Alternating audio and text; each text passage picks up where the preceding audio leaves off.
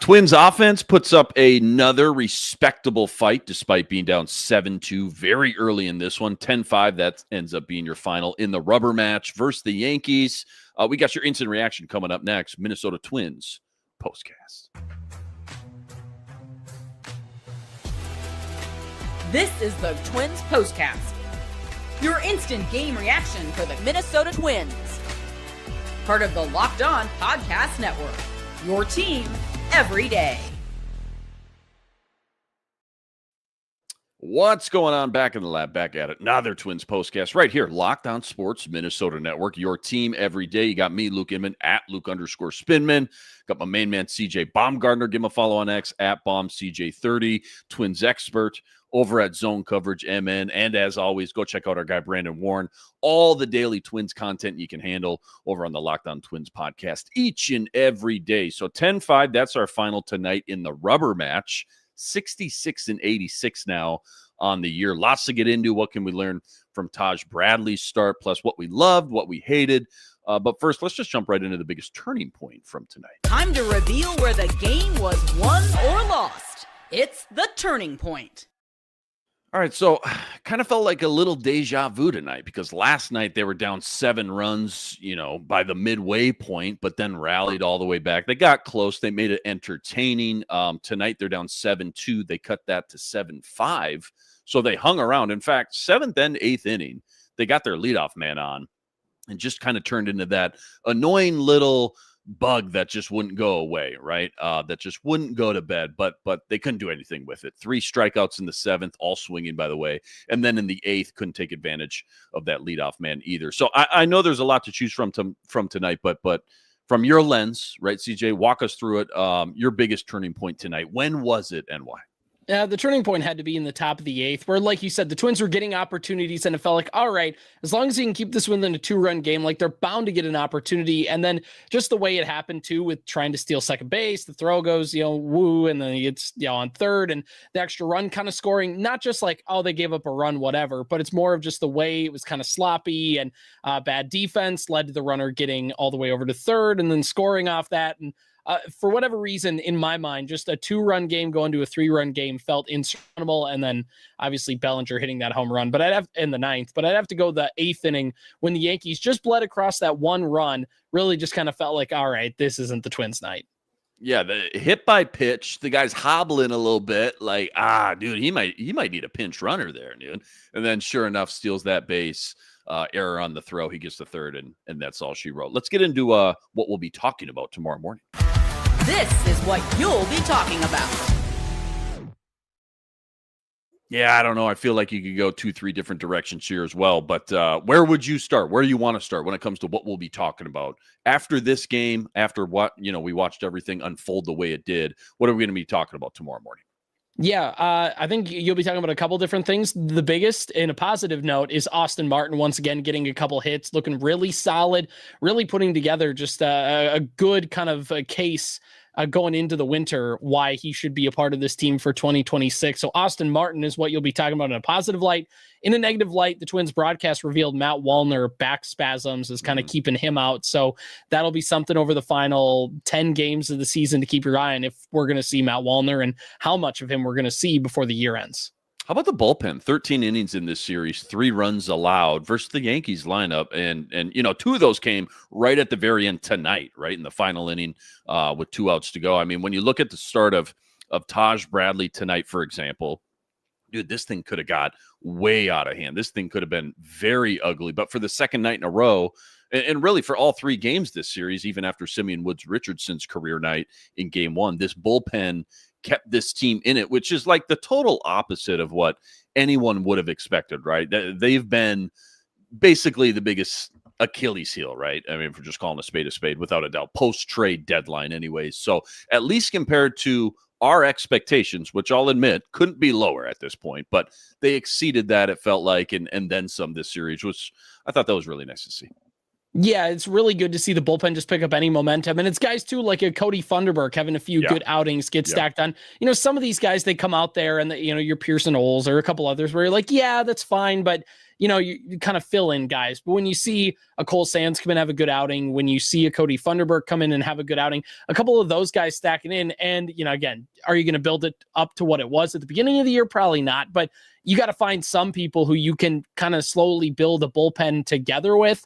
And even if they don't quite have that kind of giant piece de resistance, the Durants or the Jaxes, you still do need guys to fill it up. So seeing Funderburk, seeing Sands, seeing a couple of those other guys start to fill up that bullpen, just at least kind of starts to, again, give you a clue as to what the team could do heading into 2026. Speaking of Taj Bradley, what did we learn about him tonight? Felt like more deja vu, honestly, compared to Zebby Matthews, right? Got shelled last night. Tonight, it's Taj Bradley's turn. Apparently 4 innings, 8 hits, 7 earned.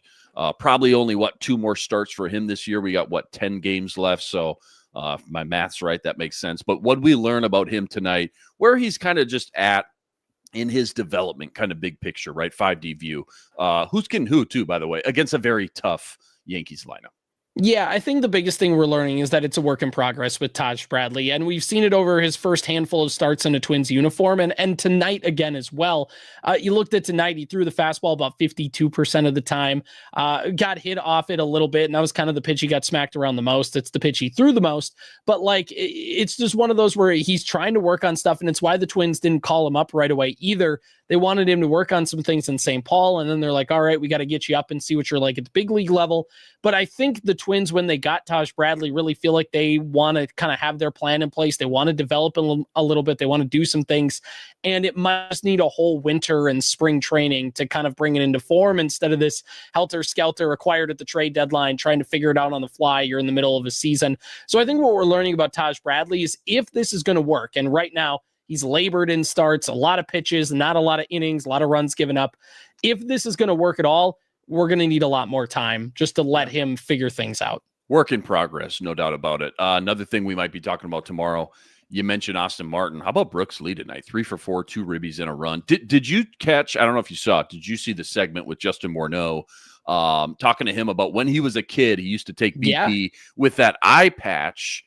And it sounds confusing when you hear the story, but it helped him use both eyes at the plate, which once you saw the actual footage, once you heard him kind of break down the thought process, made a lot of sense. And I'm talking, when I say as a kid, I mean, they showed the footage. I'm talking like 5-year-old Brooks Lee. That was really cool. That was kind of fun to see him tonight, and kind of put all these exercises into action with a 3 for 4 night.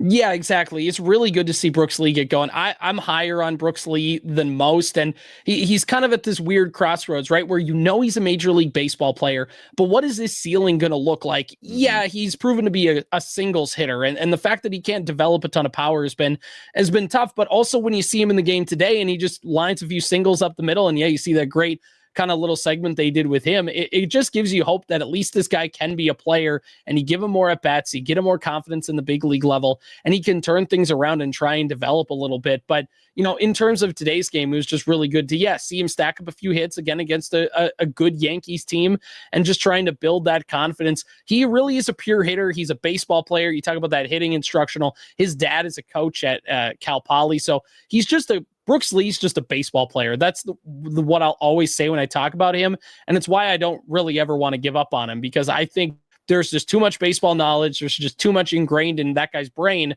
for him to not work out at some level. And when he has a game like he does today, it just kind of makes you realize, like, yeah, there is something in there. Now we just got to see that power develop a little bit more, or at least the ability to get multiple bases in one swing. This is the Locked On Player of the Game. All right, CJ, even after a loss, I got to do it. Your official game MVP from tonight for the Twins. Who was it and why? Yeah, I got to go to Austin Martin. Not only did he get a couple hits, reach base on a hit by pitch, got a stolen base in the game as well, showcased kind of the tools that he offers, but also made a really great diving catch in left field, kind of sliding into the wall there in foul territory. And we said it earlier in this episode. We said it the last time we were on, but he's putting together just such a good strength of games, and not just the fact that he's getting hits. He's playing good defense. He's stealing bases. He's just kind of showing the Twins why he was a top 5 draft pick with Toronto and why the Twins made him the centerpiece of that Jose Barrios trade. He'll He'll never live up to that potential based on the way his career trajectory is going, but you can still find a good, serviceable Major League Baseball player in there. And Austin Martin is showing now that he's getting all these reps at the big league level. And again, you saw it today with the multiple hits and the diving catch and the stolen bases, that there is a player in there that you can at least put out there on a regular basis in 2026 and just be interested to see.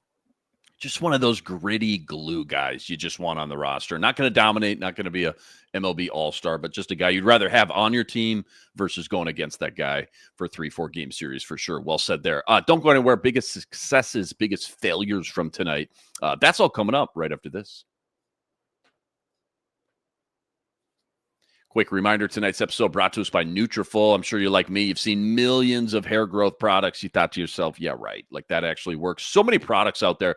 Hard to know which ones are actually going to do anything. That's why you should give Nutrafol a closer look. It's the #1 dermatologist recommended hair growth supplement brand, trusted by over 1.5 million people. It's not just hype.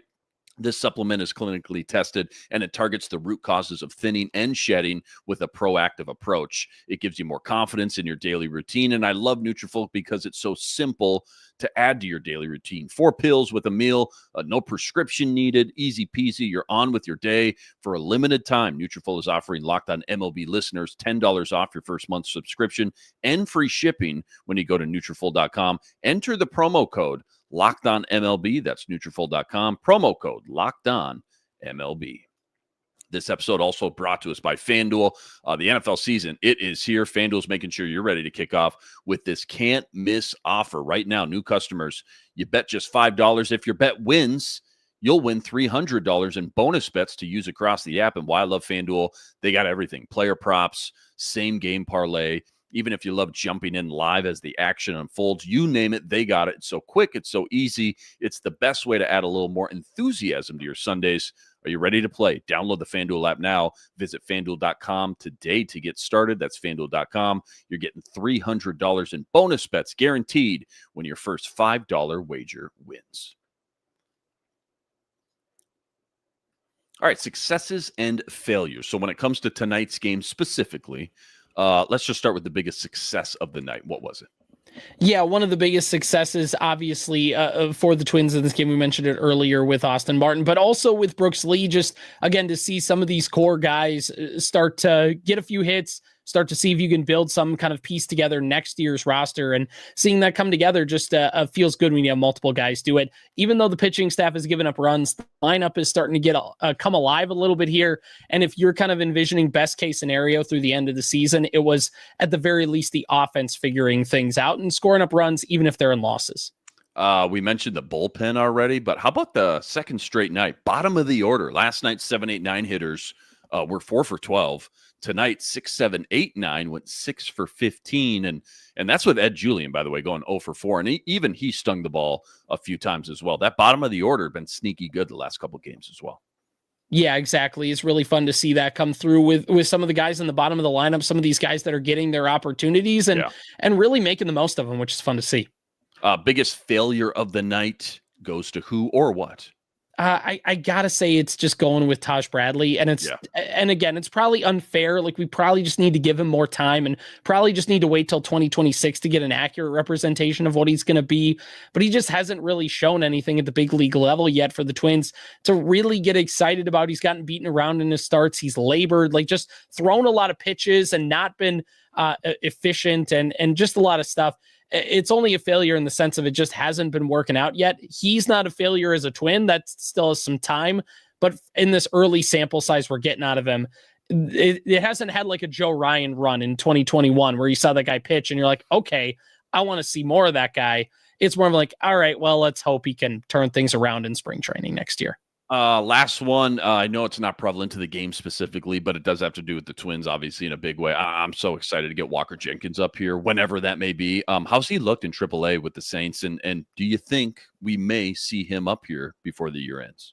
Not before the year ends. I think they're just going to let him hit in St. Paul and their seasons come to a close pretty quickly. So with Walker Jenkins, you're going to see him come up in 2026. The real question will be, does he make the club out of spring training into 2026 or waits a couple weeks in the service time and the whole deal? But essentially, does he Is he on the team in late April, early May, kind of like Luke Keyshaw was this year? Is he basically called right up, or do they wait till kind of 4th of July?